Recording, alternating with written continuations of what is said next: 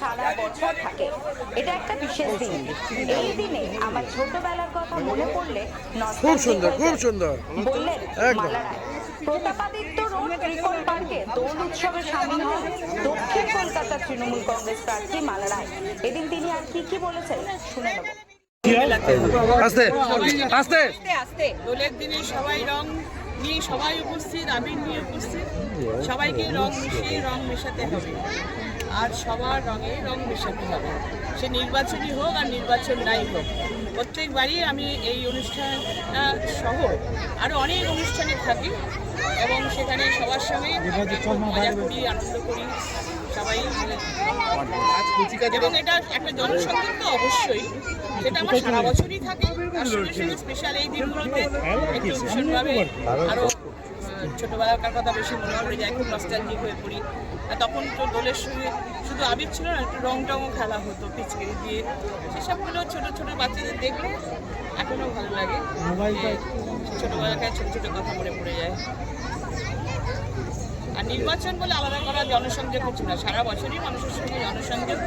দক্ষিণ কলকাতা বিশাল চেহারা, সেই দক্ষিণ কলকাতা বিশাল চেহারা সবার সাথে সব যেই জায়গায় ইনভাইটেশন আসে সেই আমরা পৌঁছে যাই সেখানে। দিদি, যেহেতু নির্বাচন, তাই রঙের এই উৎসবের সঙ্গে নির্বাচনটা প্রচারটাও এসে গেছে। যদিও আপনাদের তৃণমূল কংগ্রেস সব আসনে প্রার্থী ডিক্লেয়ার করে ময়দানে নেমে পড়েছেন, কিন্তু বাকিরা এখন সব আসনে প্রার্থী দিতে পারেনি। কি বলবেন?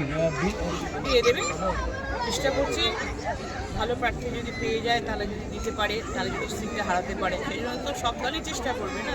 আমাদের দল যেমন একদিনে সব ডিক্লেয়ার করে দিয়েছে, কিন্তু অন্যান্য দল আস্তে আস্তে দিচ্ছে, ফেজ বাই ফেজ দিচ্ছে। সুতরাং গতকাল বিজেপি কিছু আসনে আবার যেমন প্রার্থী নতুন সবগুলো না দিলেও, পুরোটা না দিলেও দিয়েছে কিছুটা। আপনার বিরুদ্ধে একেবারে উত্তরবঙ্গ থেকে সাংসদকে উড়িয়ে আনতে হলো। আসলে উত্তরবঙ্গের মানুষ তাকে গ্রহণ করেনি, কারণ এলাকায় তিনি 5 বছর যাননি, তার আগের 5 বছরে যাননি। সেই জন্য খুব ক্ষুব্ধ মানুষ ওখানকার। সেই জন্যে তাকে বলেছেন যে উনি দাঁড়ালে আমরা কেউ কাজ করবো না। এটা বিজেপি নেতৃত্বের খবর বা এটা ভাসছে খবরে আর কি। তাই জন্যেই বলেছেন যে ঠিক আছে, একটা সিট ফাঁকা পেতে পারি, সেখানে লড়াইয়ে আসতে পারি। এটা দক্ষিণ কলকাতা হয়তো বেছে নিয়েছে। দিদি, গতকালের বিজেপির প্রার্থীতে একটাই চমক, যে একেবারে সন্দেশখালীর আন্দোলনে যুক্ত রেখা পাত্রকে প্রার্থী করে দেওয়া, একদম গ্রামের মহিলা। কি বলবেন? বসিরহাটকে তাদের দল মনে করেছে ও প্রার্থী হলে হয়তো সিটটা ওরা জিততে পারে। যেটা দল ভালো মনে করবে তাকেই দাঁড় করাবে। সে এমএলএও হতে পারে, না সে ওখানকার নেত্রী হতে পারেন, সারা বছর কাজ করবে। সেখানে যাকে মনে করবেন, দল যাকে মনে করবে, সব দলেই তাই নিয়ে।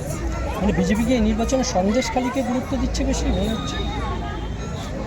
এত ভালো কাজে নিয়ে আমরা বাজারে নামবো না, শুধু সন্দেশখালী নিয়ে সারা বছর মানব।